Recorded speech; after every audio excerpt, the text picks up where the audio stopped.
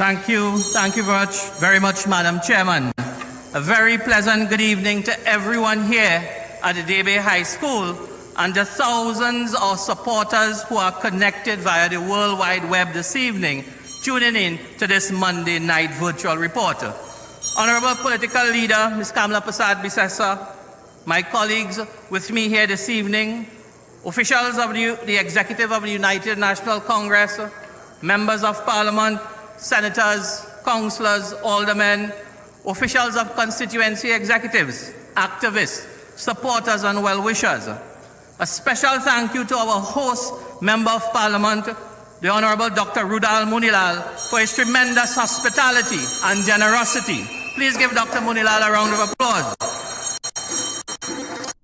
It is truly exciting to refresh this evening to provide, allowing all of us the positive United Nations. I bring to you from the wonderful people of Mayaro, who just like you are anxious to return to government and rescue Trinidad and Tobago from the worst administration in our country.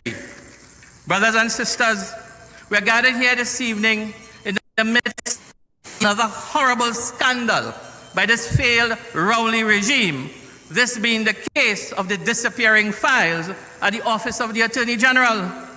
But none of us should be surprised by this last scandal, because for the past 7 years, this Rowley-led PNM has been making everything good in this country disappear. Do you agree? Under the PNM, 25% of our workforce have disappeared, with thousands being reduced to lives of poverty and malnutrition. Look at this. I hope you have taken note of how the banks are making millions of dollars while the small man has lost his job. He's unable to pay for his house and his car, and he cannot properly take care of his family. Under this PNM regime, more than 6,000 small and medium-sized businesses have disappeared. In Pinal, Debe, where we are, several businesses went under because they were unable to meet their bank commitments at a time when no money was coming in during the time of the COVID lockdown. I had the honor of addressing the business community of this area in December last year, and they told me of the hardships that they were enduring to keep their doors open. They are saying that under this PNM government, their access to foreign exchange is disappearing as well. Proper transportation infrastructure, such as paved roads, are disappearing. Scholarships for our children have disappeared, therefore preventing our brightest young minds from reaching their full potential. These very bright children will disappear too as well. The ability for families to buy essential goods at the supermarket, that too is disappearing.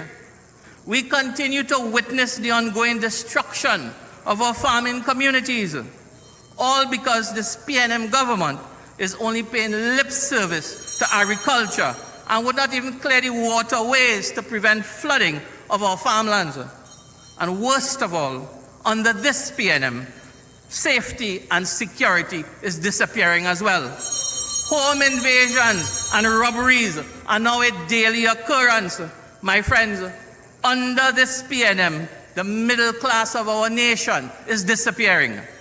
I say that the time has come for Trinidad and Tobago to make the PNM disappear before it is too late. Do you agree with me? Brothers and sisters, I want to discuss quickly another disappearance under this dreadful PNM. The energy sector has been the lifeblood of our economy for generations. Under the administration of Mrs. Kamala Persad-Bissessar, there were measures to boost oil and gas production and expand the number of energy projects. There was a resurgence in oil and gas exploration under her administration. That is a fact for which she deserves tremendous credit. It was those initiatives between 2010 and 2015 that allowed Rowley and Young to beat their chests about an uptake in gas production. thus bringing in all the surplus revenue that they are boasting about today. The PNM had nothing to do with that. That was all Kamla Prasad Bisesa. During the last 4 years of her government, Trinidad and Tobago attracted investments worth US $1.5 billion each year, with many of those facilitators using our natural gas feedstock for their operations. Under this PNM, this country has not received any investments outside some candy and ice cream that is worth mentioning. And each year, we continue to lose $500 million in US investments in capital outflow. Under this PNM, Trinidad and Tobago has become the worst country for investments in this part of the world. Now to the Dragon Field. This field is a vast area of natural gas reserves that sits in the maritime areas in Venezuelan territorial waters. It is not jointly owned like the Laura and Manatee fields. An agreement was signed some years ago to explore this field and to market the gas. Now, mineral deposits in the Dragon Field is so extensive that they could bring a lot of earnings for Trinidad and Tobago, and that's a fact. The gas coming from the field can lead to the re-energizing of the plants that have had to shut down due to PNM mismanagement of the energy sector. The United States government has placed economic sanctions against Venezuela because they said, not the UNC, they said that the administration of Nicolas Maduro was illegal and that he won the election by foul and fraudulent means.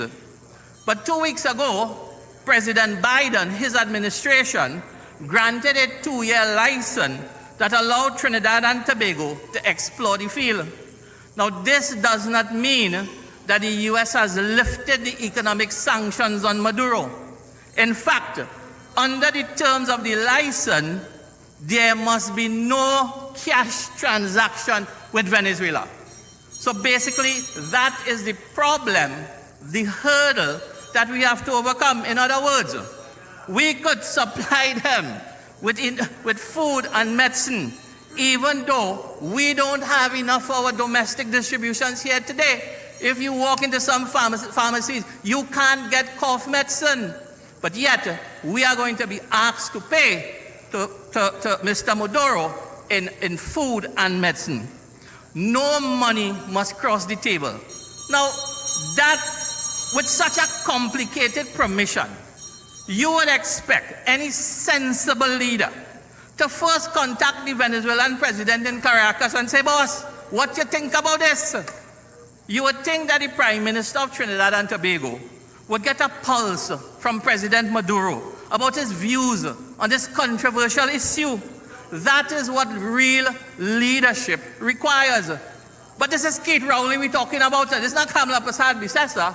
This is Keith Rowley, a man who thinks that Fitzgerald Hines is doing such a wonderful job despite Trinidad and Tobago recording over 600 murders last year. Could we expect anything better from him? No. So they were so desperate to have something to boast about. Rowley summoned a media conference and gloated that the Dragon Field was coming on track and better times were around the corner. Well, we in the UNC say, wait, hold on. Did you finalize an agreement with Venezuela yet? Why has there been no word from PDVSA or the Venezuelan embassy in Port of Spain? Well, Friday, Maduro finally broke his silence. He said Venezuela is not prepared to accept this deal and that under this condition, I don't want no aloo and potato and onion. I want cash for my gas. Brothers and sisters, this is precisely what we in the UNC was warning about. This is exactly what we have been saying. While we support it, we cannot pin our hopes on the Dragon gas field. Our entire energy policy cannot be dependent on one gas deal with an unstable regime which is under US sanctions. But this lazy, incompetent PNM government does not want to do any real work.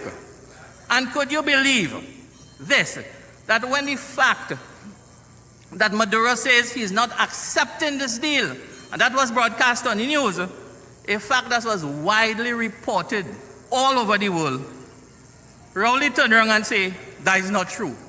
This man who has told so many untruths and lies, he no longer knows how to accept the truth or what it looks like. Keith Rowley is continuing to pass public relations stunts as government policy.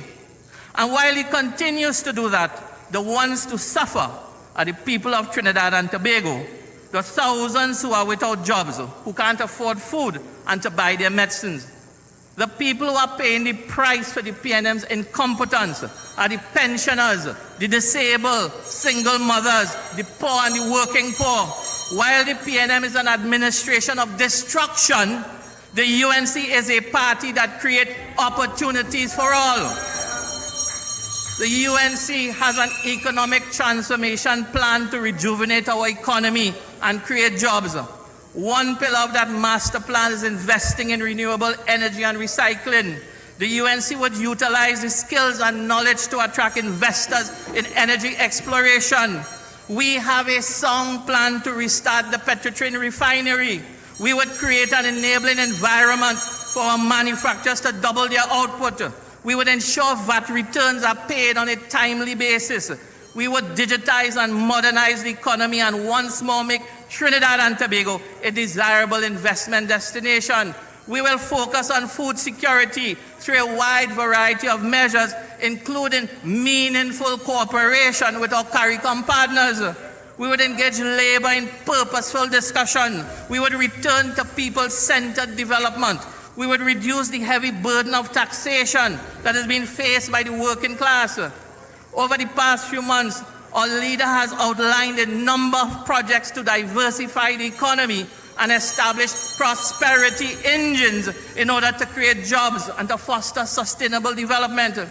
The UNC has a modern, broad-range approach to economic development that considers the environment, modern technology, our human and other prime resources. The UNC team that is gathered here tonight and all the others are knowledgeable, proven and capable people with the capacity to return to government and steer our sinking national ship back to safety and prosperity. In these troubled times, my brothers and sisters, I urge you to look after one another. I ask you to proudly celebrate and honor the party that cares for all of us, the United National Congress. Stay strong, stay focused, my brothers and sisters.